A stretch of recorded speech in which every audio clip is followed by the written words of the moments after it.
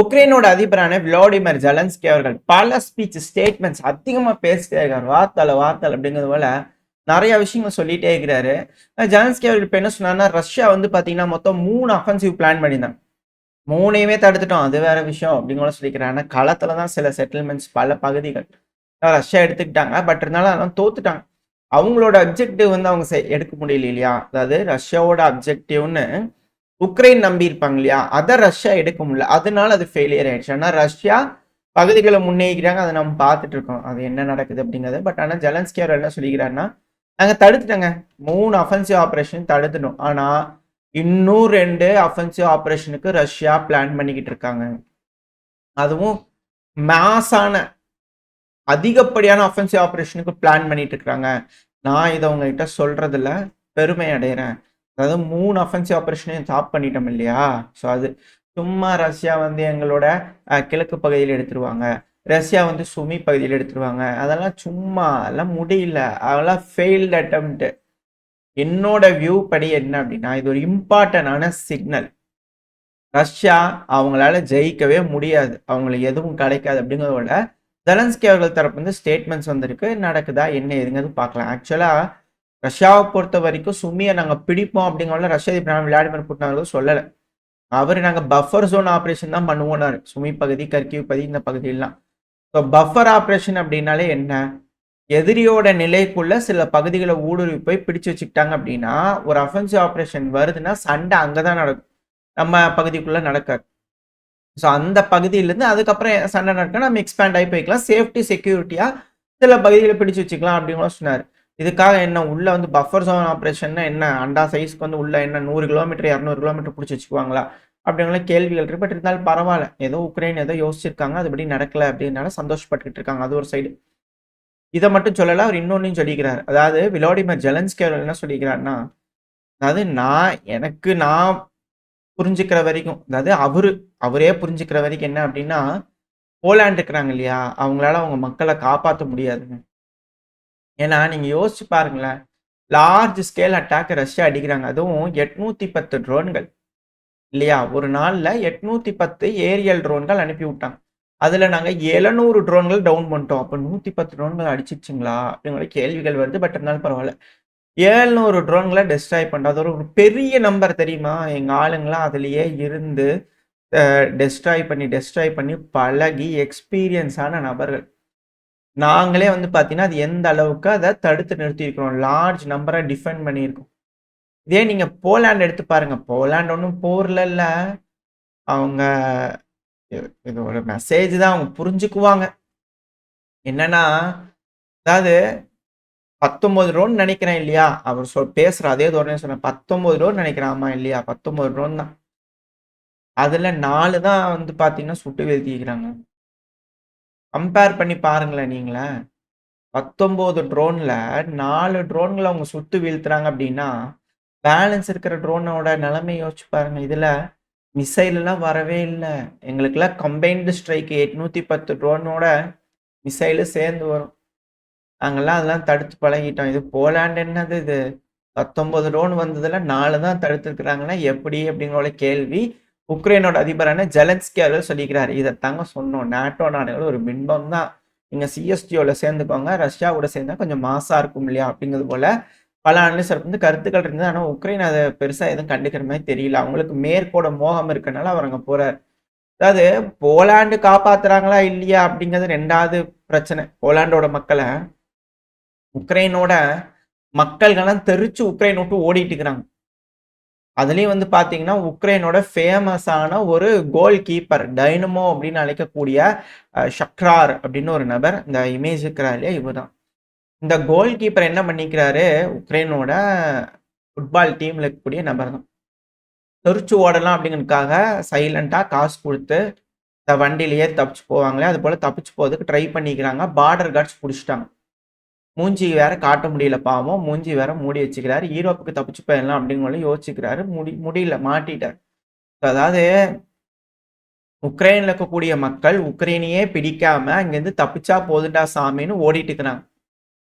இவங்களோட ஊரையே இவங்களால காப்பாத்திக்க முடியலையே. இவங்க பக்கத்து நாட்டு போய் உங்களால காப்பாத்திக்க முடியாதுன்னு சொன்னா எப்படி இருக்கும் அப்படிங்கிற கேள்விகள் இருக்கு. எது எப்படியோ உக்ரைனோட அதிபரான ஜெலன்ஸ்கி அவர்கள் என்ன சொன்னாரு, 3 அஃபென்சிவ் ஆபரேஷனை தடுத்துட்டோம்னு சொன்னார் இல்லையா? ஜெர்மனோட முன்னாள் ராணுவ ஆபீசர் ரொனால்டு கேட்டர் அவர்கள் அவர் தரப்புந்து வந்து பண்ணா மீடியால பேசும்போது அவர் தரப்புந்து எக்ஸாக்டா புட்டு புட்டு வச்சுக்கிறார். பல விஷயங்கள் சொன்னாரு. அதுல என்னன்னா உக்ரைன்றதுக்கு கையால் ஆகலைங்க, அவங்களால ஜெயிக்கவே முடியாது. Not capable of winning the war. Battle ஃபீல்டுலையும் சரி ஏர் டாமினன்ஸ்லையும் சரி எக்ஸ்ட்ரீம்லி கிரிட்டிக்கலான சுச்சுவேஷன்ல இப்போதைக்கு உக்ரைன் இருக்கிறாங்க. அதுவும் என்ன பொறுத்த வரைக்கும் ரஷ்யாவுக்கு கிளியரான சுப்பீரியாரிட்டி இருக்கு, கிரவுண்ட்லயும் சரி ஏர்லயும் சரி. கண்டிப்பா உக்ரைனால ஜெயிக்கவே முடியாது, அவங்க தோத்துக்கிட்டு இருக்கிறாங்க. அதுவும் டிஃபிகல்ட்டான சுச்சுவேஷன்ங்கிறது இந்த பக்ரோஸ்க் பகுதியில் இருக்கு. 1,00,000 வீரர்கள் கிட்ட ரஷ்யா வந்து பாத்தீங்கன்னா அந்த இடத்துல சேர்த்து வச்சுக்கிட்டு இருக்கிறாங்க. இந்த அஃபென்சிவ் ஆபரேஷன் இந்த ஸ்ட்ராட்டஜி எல்லாம் வச்சு பார்க்கும்போது நவம்பர் மாசம் ரெய்னி சீசன் வரலையா, அதுக்கு முன்னாடியே ஒரு அஃபென்சிவ் ஆபரேஷன் ஸ்டார்ட் ஆகும். அதுவே ரொம்ப மோசமா இருக்கும் அப்படிங்கிறது போல இவர் தரப்பு வந்து செய்திகளை வருது. இன்னும் பல விஷயங்கள் சொல்லியிருக்கிறார் தெளிவா.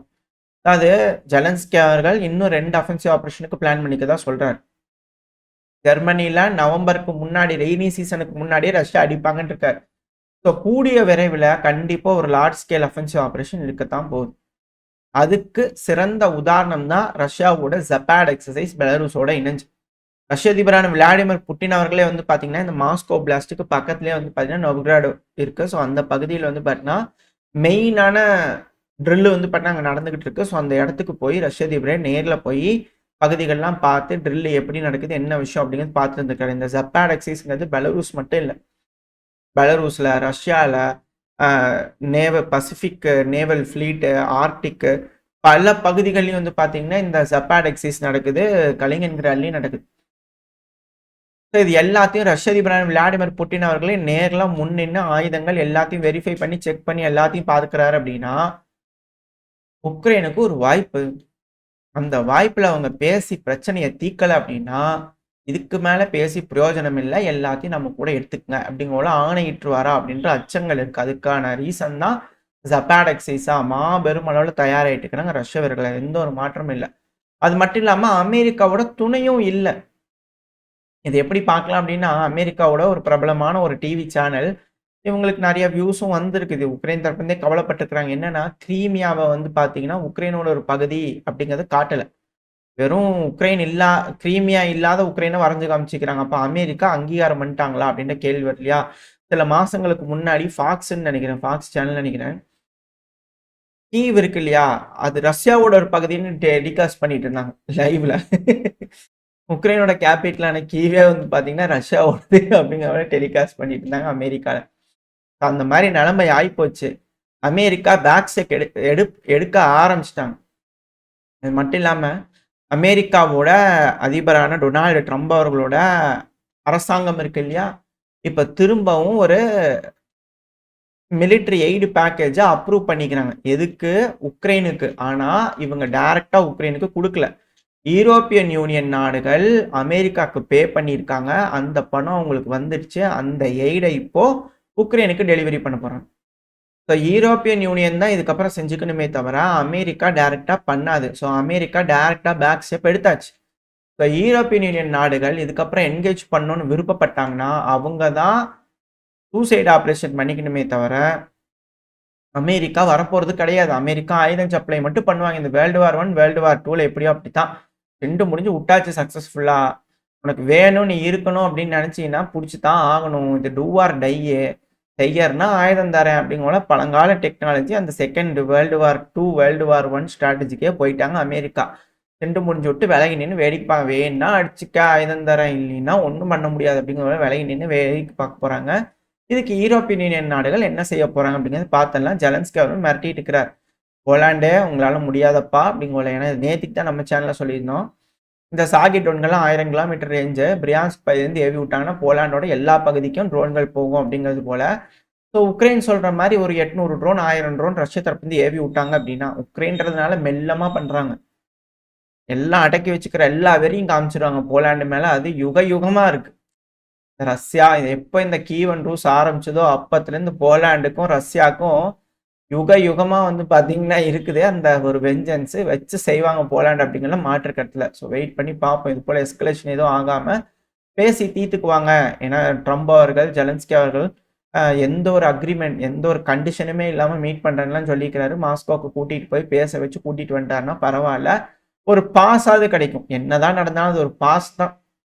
திரும்பி ப்ரிப்பேர் ஆகிறதுக்கு ஒரு டைம் தானே தவிர, இது பர்மனன்ட் சொல்யூஷனா இருக்காது அப்படிங்கிறத பல அனலிஸ்டோட கருத்துக்களா இருக்கு. எது எப்படியோ இப்போ ரஷ்யாவுக்கும் வந்து பாத்தீங்கன்னா ஆயில் இன்ஃப்ராஸ்ட்ரக்சர் மேல, எனர்ஜி இன்ஃப்ராஸ்ட்ரக்சர் மேல அடிச்சிட்டு இருக்கனால ஆயில் ப்ரொடக்ஷன் கெப்பாசிட்டி கம்மியா இருக்கு. மேபி ஆயில் ப்ரொடக்ஷனை கம்மி பண்ணலாம் அப்படின்னு கூட சொல்லியிருக்கிறாங்க. இது ரஷ்யாவோட நட்பு நாடுகளுக்கு கவலை அளிக்கக்கூடிய செய்தி தான். ரஷ்யாவுக்குமே அது வந்து பண்ண ஆயில் ப்ரைஸ்லாம் இன்க்ரீஸ் ஆகுதுன்னா மக்கள் மத்தியில் அதிருப்திகள் ஏற்படும். வெயிட் பண்ணி பார்ப்போம் என்ன மாதிரியான முடிவுகள் உலகத் தலைவர்கள் எடுக்க போறாங்கன்னு சொல்லிட்டு. இதுக்கப்புறம் பேசி பிரச்சனையை தீர்த்துக்குவாங்கன்ற நம்பிக்கையில் இந்த பதிவை நான் முடிச்சுக்கலாம். இந்த பதிவு எப்படின்னு உங்களுக்கு பிடிச்சிருக்கா? பிடிச்சா லைக் பண்ணுங்க, உங்க ஃப்ரெண்ட்ஸ் நம்மளுடைய ஷேர் பண்ணிக்கோங்க. அது கூட மறக்காம நம்ம சேனல் இன்னும் சப்ஸ்கிரைப் பண்ணலாம், மறக்காம சப்ஸ்கிரைப் பண்ணிக்கோங்க. இந்த பதிவு நல்லா இருக்கும்னு நம்பிக்கை அடுத்த போய் உங்க சந்திக்கிறேன். Stay safe. பை.